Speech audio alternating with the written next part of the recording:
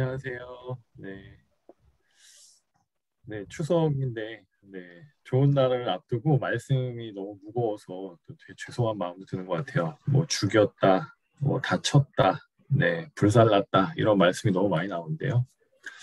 네, 주중에도 이제 저희가 네, 기부와의 깡패들이라는 이제 제가 말씀을 큐티를 올렸었는데 또 보신 분들도 계시죠. 네, 그래서 이 말씀 자체가 굉장히 무거운 것 같아요.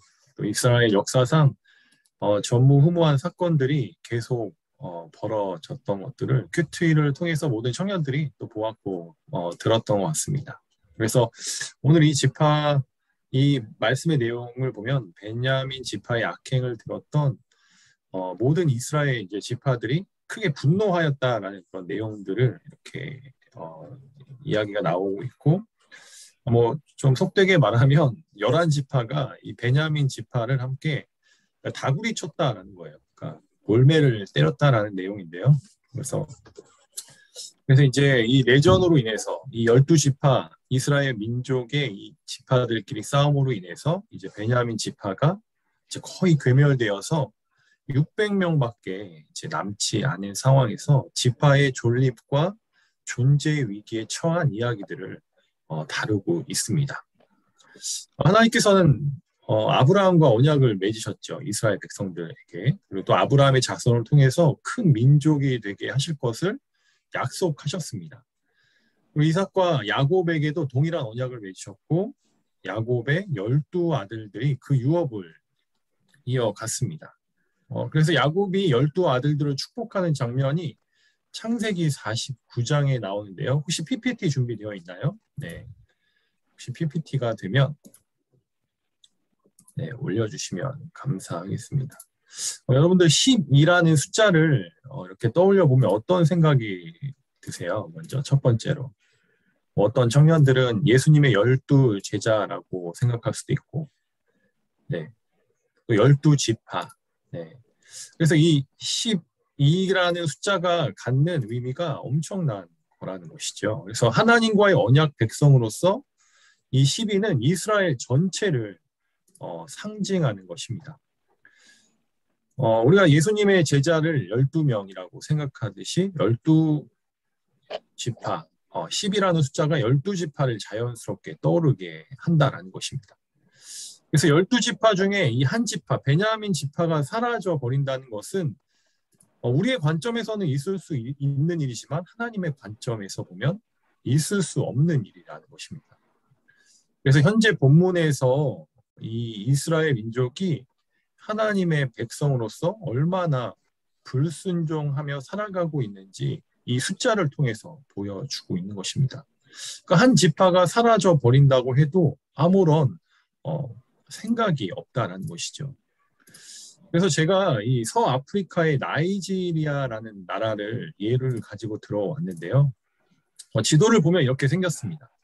그냥 이렇게 보면 아무 이상이 없어 보이죠. 그렇죠? 네, 그냥 나이지리아라는 나라입니다. 그런데 이제 선교사들이 복음을 전하기 위해서 나이지리아라는 나라를 갔는데 이 사람들이 매일매일 서로 싸우더라는 거예요. 네, 부족 때문에 이렇게 나누어져 있어서 그러니까 이제 부족별로 교회를 세우고 이제 문화가 다르기 때문에 연합될 수가 없었다는 것이죠. 그래서 또 이러한 이유 때문에 연합되지 않지만 한 장 더 PPT 넘겨주시겠어요? 네. 그러니까 이제 이게 뭐냐 북쪽은 무슬림이고 남쪽은 기독교입니다. 그러니까 종교적인 갈등도 너무 커서 매일매일 폭풍전야라는 것입니다.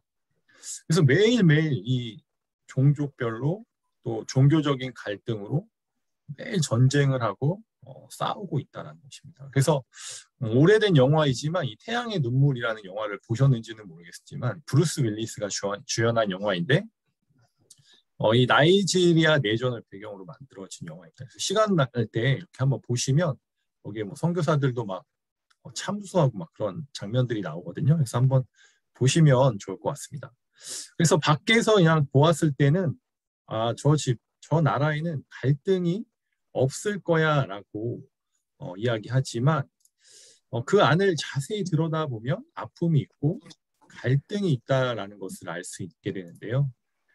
끊임없는 내전과 갈등으로 인해서 아프리카 대부분의 나라가 아직도 경제가 발전되지 않고 가난과 기근에 시달리고 있습니다. 서로 죽이려고 싸우다 보니까 발전이 되지 않는 것이겠지요. 이스라엘 지파들도 겉으로 보기에는 평안해 보였지만 자세히 속내를 살펴보니까 그렇지 않았다는 것을 알게 됩니다. 그래서 여기서 오늘 우리가 일단 나눔 질문을 하나 드리겠습니다. 우리가 살아가다 보면 어떤 이념의 문제, 또 생각의 문제로 인하여서 갈등이 생길 수 있거든요. 그러니까 부모, 자식 간에도 그렇고 형제, 자매 간에도 생길 수 있다고 저는 생각합니다. 그러면 이것을 우리가 어떻게 싸우지 않고 서로 화합하고 평화를 이루어갈 수 있는지 생각해보고 좀 이따가 소그룹에서 나눠보시면 좋겠습니다. 그래서 이스라엘 민족도 마찬가지로 한 민족이지만 여러 지파 사람들이 살아가고 있었습니다. 그러니까 지파마다 특징과 특색이 있었겠죠. 그러니까 베냐민이라는 이름은 벤자민이라고 우리가 이제 알고 있는데, 베냐민 이름은 이 아들의 뜻은 아들이라는 뜻의 벤과 오른쪽을 뜻하는 야민의 합성어로 오른손의 아들이라는 뜻을 가지고 있습니다.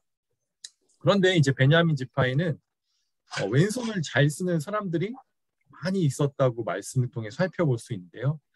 이게 이스라엘 지파예요. 그래서 그냥 보면은 이스라엘 아까 그 지파 이스라엘 지도이지만 이스라엘 안에도 많은 지파들이 있었다라는 것이죠. 그래서 이렇게 지파별로 각자의 특징이 있고 살아가는 방식이 있었겠죠. 그래서 20장 16절에 보면 이 모든 백성 중에서 택한 700명이 다 왼손잡이라고 이야기합니다. 그러니까 물매를 던지면 조금도 틀림이 없는 자들이었습니다.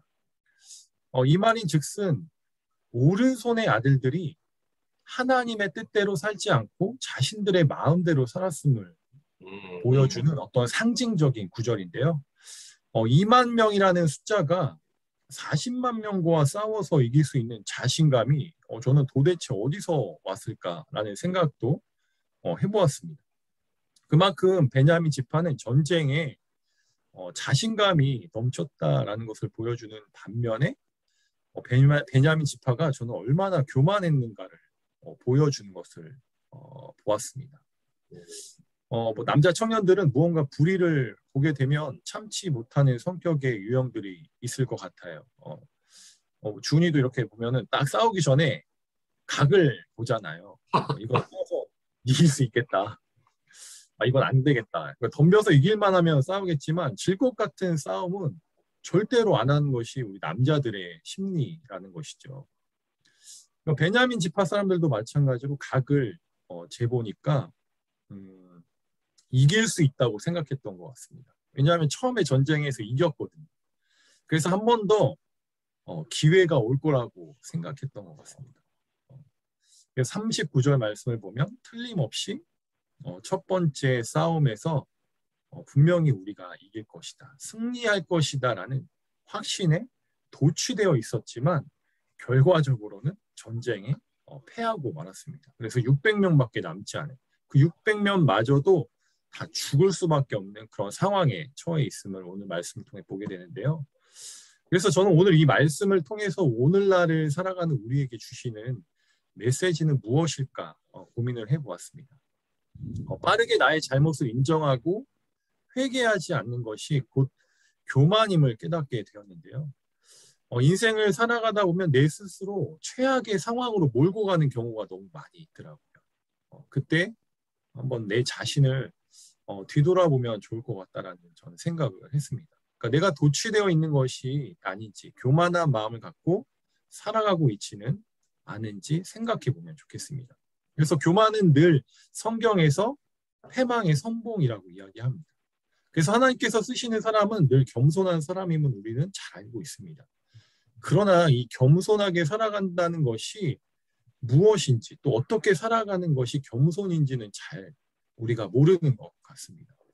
그래서 저도 겸손이라는 말을 굉장히 좋아하는데, 또 겸손의 중요성은 이미 오래전부터 우리가 많이 들었고 이야기를 했었습니다.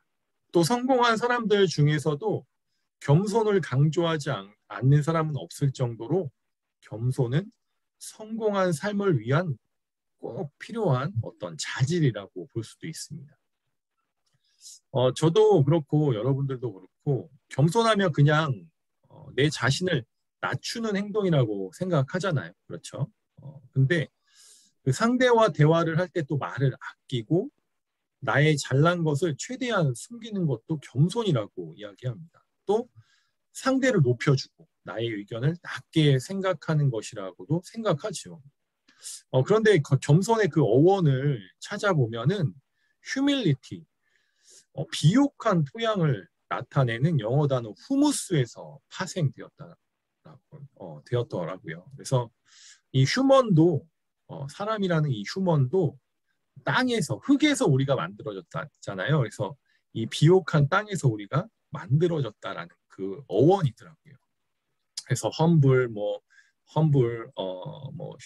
humility, humus, human 이런 모든 단어들이 이 단어에서 왔더라고요. 그래서 겸손과 비옥한 토양이 무슨 관계가 있을까 계속해서 생각을 해보았습니다. 그래서 곰곰이 생각해 보니까 비옥한 토양은 무엇이든 자라나게 하는 밑바탕임을 깨닫게 되었습니다.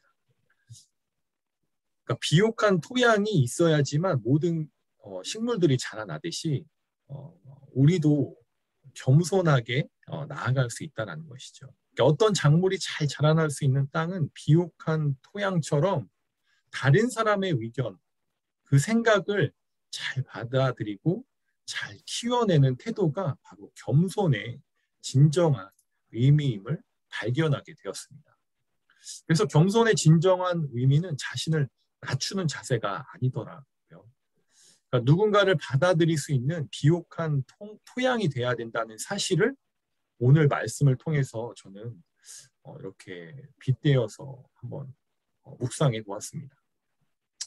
민족 간에 또 가족 간에 아까 그 나이지리아 상황도 그렇고 아프리카 모든 나라들이 그렇더라고요. 그래서 서로 싸우고 헐뜯고 욕심 또 교만한 마음으로 살아가는 것이 아니라 겸손한 태도를 가지고 다른 사람의 의견을 받아들이고 또 그것을 통해서 우리의 마음 가운데 또 우리의 생각을 아름답게 꽃피울 수 있는 우리 요셉 청년들이 다 되셨으면 좋겠습니다.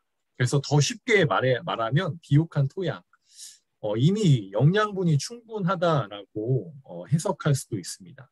그래서 우리가 마음이 평안하고 또 좋을 때는 누가 뭐라고 해도 이렇게 쉽게 흔들리지 않잖아요. 그래서 우리가 정말 그 겸손이라는 그 소양을 우리 마음 가운데 잘 장착하여서 무엇이든지 다 흡수하고 잘 자라날 수 있는 우리의 마음밭이 되었다라는 것입니다. 겸손이라는 것이. 그래서 비옥한 토양의 마음을 갖고 이 세상을 잘 포용하고 하나님 나라를 아름답게 만들어 나아가며 살아가는 우리 요셉 청년들이 다 되시기를 주님의 이름으로 축복합니다.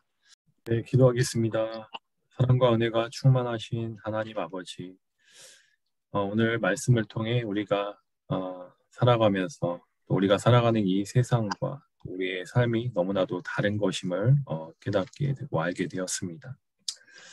우리가 작은 수고와 또 헌신이라고 할지라도 이 모든 것이 하나님 나라와 하나님의 영광을 위함을 고백합니다. 겸손함과 이 낮아짐이 이 세상 사람들이 생각하는 것과 같이 약하거나 어리석은 것이 아님을 깨닫게 되었습니다. 겸손한 사람을 높이시고 또 교만한 자를 끌어내리시는 하나님 아버지, 하나님을 경외하는 겸손한 우리 청년들 될 수 있도록 은혜 베풀어 주시옵소서. 아멘. 세상 속에서 더욱 겸손한 삶을 살아갈 수 있도록 우리의 마음을 기경하여 주시옵소서. 하나님, 나의 자존심과 어리석음으로 인하여서 내 스스로를 극복하지 못하고 게으르게 살았음을 용서하여 주시고 오직 나의 주인이시며 나의 통치하시는 왕 되신 그 하나님 앞에 겸손히 무릎 꿇고 나아가는 우리 모두 다 되기를 원합니다. 하나님께서 나의 창조주이시며 하나님께서 나의 왕이심을 고백합니다. 하나님보다도 더 높아지려고 했던 것들, 더 사랑했던 것들 내려놓게 하여 주시고 예수님과 같이 자비롭고 사랑하고 겸손한 마음을 가지게 하여 주시옵소서.